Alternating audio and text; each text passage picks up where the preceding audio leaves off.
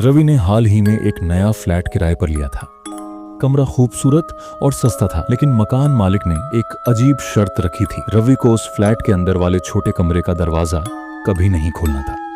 रवि को यह शर्त थोड़ी अजीब लगी, लेकिन सस्ते किराए के चक्कर में उसने हामी भर दी। शुरुआती कुछ दिन सब सामान्य रहा, लेकिन रात में कभी कभी उसे उस कमरे से हल्की खरोंचने की आवाजें सुनाई देती। उसने सोचा कि ये शायद चूहों की वजह से होगा। एक रात जब वो गहरी नींद में था, तभी उसे लगा कि कोई उसके पास खड़ा है। घबराकर उठते ही उसने देखा कि कुछ नहीं था, लेकिन छोटे कमरे का दरवाजा थोड़ा सा खुला हुआ था। रवि ने सुबह मकान मालिक से पूछा, उस कमरे में क्या है? मकान मालिक ने गुस्से में कहा, तुमसे कहा था ना वो दरवाजा मत खोलना।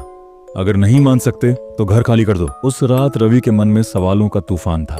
आखिर उस कमरे में ऐसा क्या था? उसने खुद को समझाया कि ये सब उसका वहम है, लेकिन जैसे ही आधी रात हुई, दरवाजे के पीछे से किसी के रोने की आवाज आई। रवि से रहा नहीं गया। उसने हिम्मत करके दरवाजा खोला। कमरे के अंदर एक पुराना झूला था जो अपने आप हिल रहा था।